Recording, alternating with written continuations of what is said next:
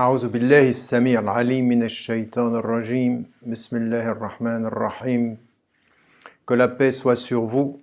Je pense que vous devez me recevoir sur les différentes plateformes puisque nous sommes sur Facebook, sur Twitter et sur donc Periscope et également sur YouTube et Instagram.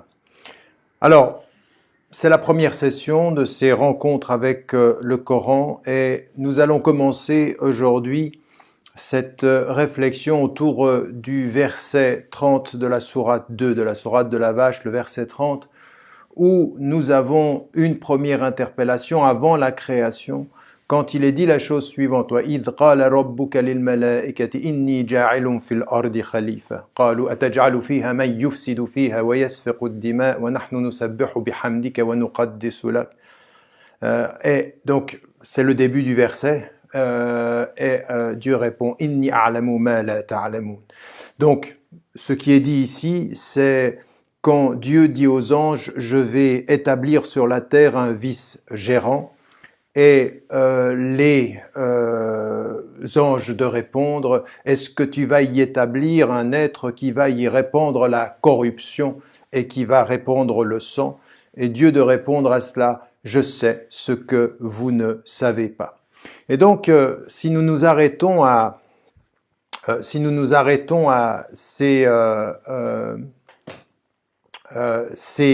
versets, à ce verset, ce que nous trouvons, ce sont des enseignements qui sont d'abord particulièrement importants. Le premier enseignement que nous trouvons ici, c'est l'enseignement qui met en évidence, en l'occurrence, le fait que Dieu parle.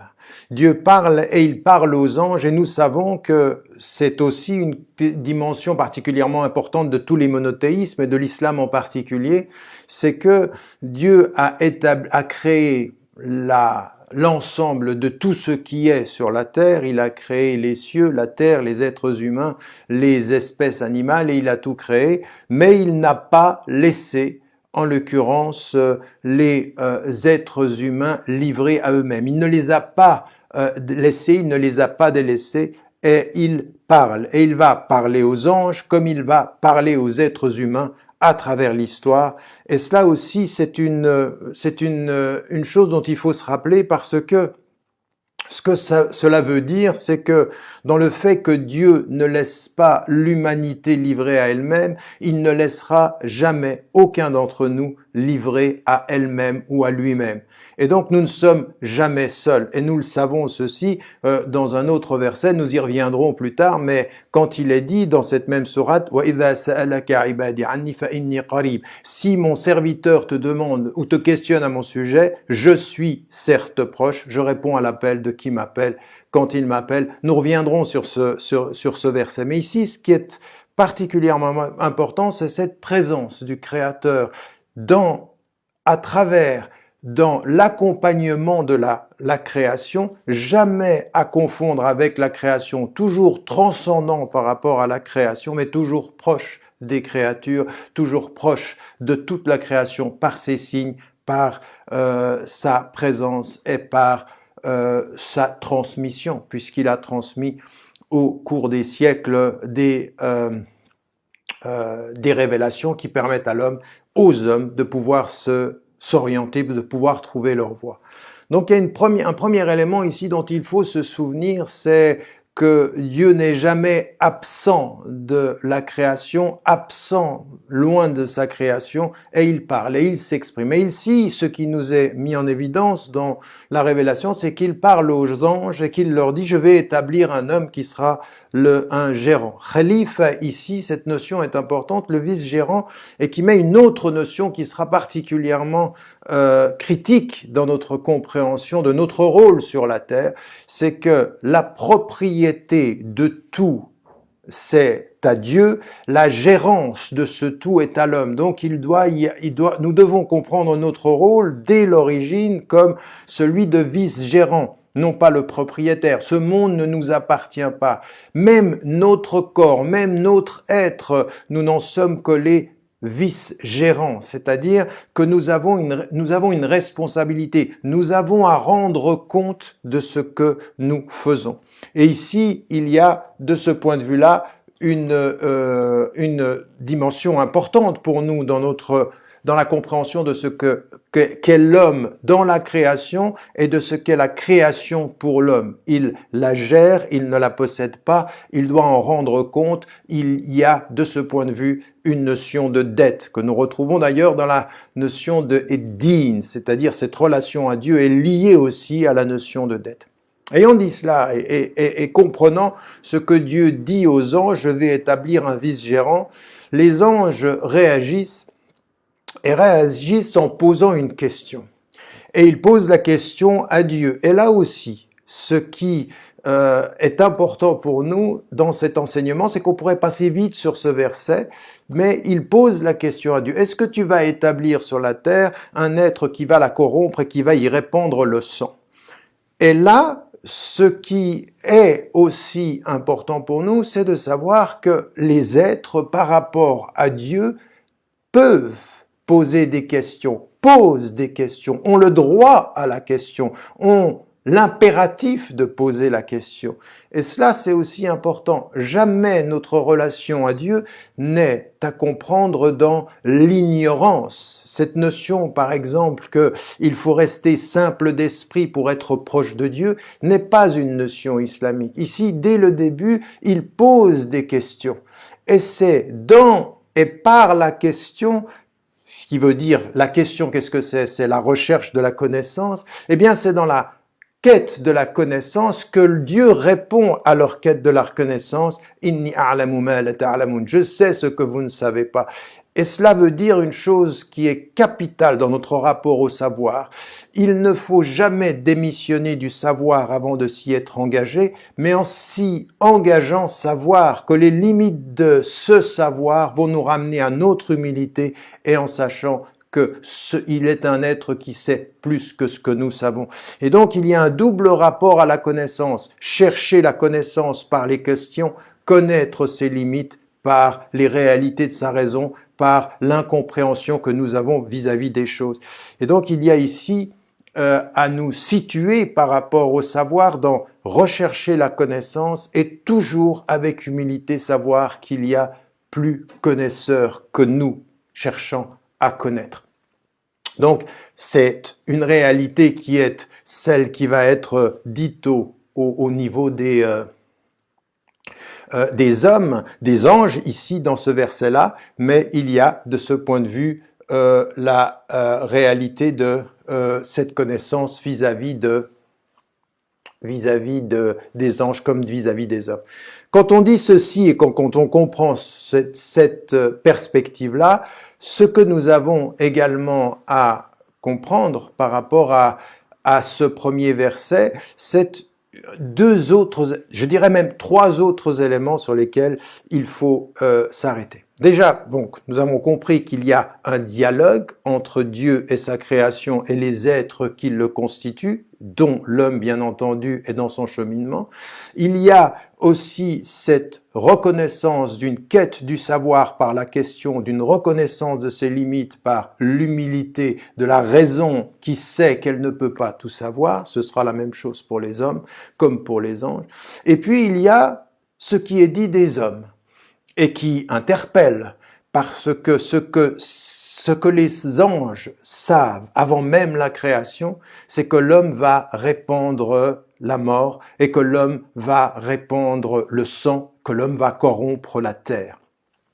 Et donc ici, Dieu sait ce que les anges ne savent pas, mais ce que les anges savent déjà, c'est que l'homme sur la terre va corrompre. Il va répandre le sang.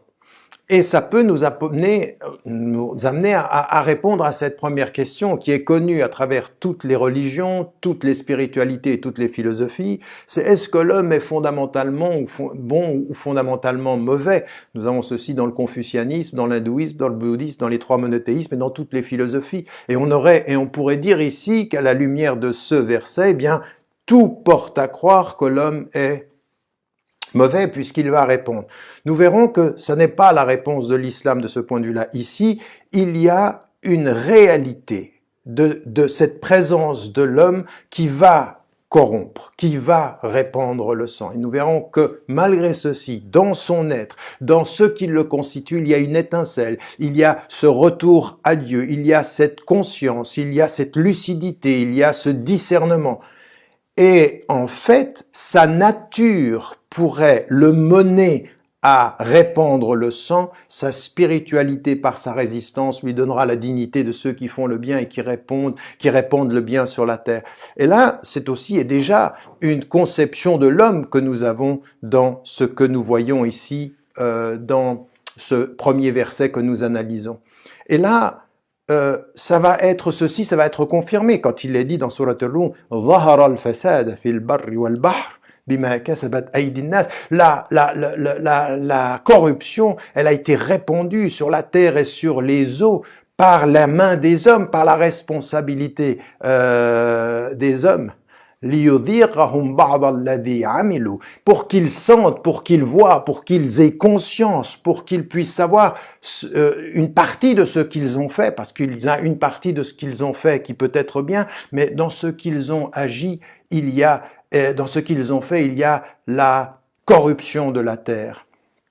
Donc, il y a de ce point de vue-là, dans la corruption de la Terre, ce qu'on voit aujourd'hui, ce que nous voyons aujourd'hui, dans tout ce qu'on sait sur le climat, sur la Terre, sur la destruction de cette planète, des espèces, mais des millions d'espèces à travers le monde qui ont disparu, des oiseaux, des espèces, et puis la nature qui souffre et qui pleure de ce qu'on l'a fait, le climat dont on sait avec le réchauffement climatique, on voit bien. Eh bien, ça nous revient, ça revient. Et puis, ce qui est dit dans ce même verset, لَعَلَّهُمْ يَرْجِعُونَ, peut-être reviendront-ils les hommes. Et donc, ce premier verset nous est confirmé dans la réalité, c'est que les hommes sur la terre vont corrompre, les hommes sur la terre vont répandre le sang. Et le moins qu'on puisse dire, c'est que nous le voyons. Donc, une première dimension de l'homme qui apparaît assez négative, et en même temps nous verrons qu'il y a du bien chez les hommes. Et dans le verset où il est dit que ظهر الفساد, c'est-à-dire est apparue cette corruption, il y a quelque chose d'important, c'est que dans ce qui va être le retour, c'est-à-dire la catastrophe, le mal qu'ils vont répandre, eh bien, peut-être que en goûtant à ce mal, à tout ce désastre qu'ils ont répandu autour d'eux, eh bien les hommes vont revenir, les hommes vont peut-être revenir. Et là, souvenons-nous d'une chose au moment où nous terminons l'analyse ou le commentaire de ce premier verset. Eh bien, les anges ne semblent pas avoir, de ce point de vue, une grande opinion, une opinion très élevée de ce que sera l'homme sur la terre. Alors que eux, ils chantent ses louanges et puis ils célèbrent la sainteté du divin, comme ils le disent dans le verset. Eux, ils le font en permanence parce que c'est cette réalité-là de ce monde invisible qui chante les louanges en permanence de Dieu, et les hommes, non. Et pourtant, comme nous le verrons, c'est à ces êtres qui chantent les louanges en permanence que Dieu demande de se prosterner devant l'homme qui va répandre le sang et qui va corrompre la terre. Le secret de tout ça, nous ne le savons pas nous-mêmes, mais certains savants se sont arrêtés à travers les âges. Certains de nos prédécesseurs ont essayé de comprendre. Alors, d'aucuns ont dit, eh bien, la dignité de l'homme par rapport à l'ange, eh bien, c'est son savoir, parce que plus tard dans le chapitre 2, eh bien, dans la sourate 2, il y a cette idée de علم الأسماء كلها, il a enseigné à Adam علم آدم الأسماء كلها, il a enseigné à Adam tous les noms. Alors c'est le savoir. Pour d'autres, ce fut le savoir plus la liberté, puisque l'homme, à l'inverse de ce monde invisible qui chante les louanges de Dieu en permanence, eh bien, l'homme a la liberté. Et il se pourrait, en lisant ces versets, qu'il faille ajouter une chose que surtout les mystiques ont pu mettre en évidence. Mais il se pourrait, dans la compréhension profonde de ce verset, qu'en fait la dignité de l'homme, elle vient aussi de cette capacité qu'il a à corrompre la terre et à répandre le sang, et pourtant dans ce qui, dans sa nature, le mènerait à ça, la résistance, le discernement, la conscience qui le fait résister à cette tentation, résister à ce mal, revenir à Dieu par la tauba, c'est par le fait de demander pardon, par le fait de revenir à la conscience de Dieu, par le fait d'être tout à coup mu par des principes qui prennent le dessus sur ses tentations naturelles ou sur son... Et ce travail-là pourrait être dans l'humilité de l'homme qui revient, la dignité de l'être humain devant Dieu. Et donc ce ne serait pas simplement le savoir, ce ne serait pas simplement la liberté, ce serait cette capacité de l'homme de résister à sa nature pour revenir vers Dieu dans tout ce qui est la demande de reconnaissance, la demande de dignité, la demande de celui qui fut injuste et qui tout à coup cherche à devenir meilleur. C'est peut-être ça, la dignité de l'homme, de cet homme dont la nature serait de corrompre, mais dont la spiritualité serait de s'élever, de demander pardon, de s'élever au-delà de l'injustice qu'il se fait à lui-même et qu'il fait à la création. Et ça n'est pas un pardon des passifs, c'est le pardon des actifs, de ceux qui s'élèvent, de ceux qui se rapprochent. Et là, on retrouvera ce que nous avons dans les derniers, dans les premiers versets révélés, mais qui sont les derniers du Coran, mais sur lesquels je reviendrai, Inch'Allah, une autre fois. Voilà. N'oubliez pas parce que ça va exactement dans la ligne de tout ce que nous avons dit. La ilaha illa ant, subhanak, inni kuntu minadh zalimin. Face à l'épreuve, l'invocation de Yunus, il n'y a de Dieu que toi. Louange te soit donnée, célébration te soit faite, béni sois-tu. J'étais au nombre des injustes et en luttant contre ma propre injustice, je reconnais et je célèbre tes louanges et je viens à une meilleure connaissance de ce tawhid essentiel. Et n'oubliez jamais de dire à ceux que vous aimez, que vous les aimez, la vie est fragile. Salam alaikum, que la paix soit sur vous.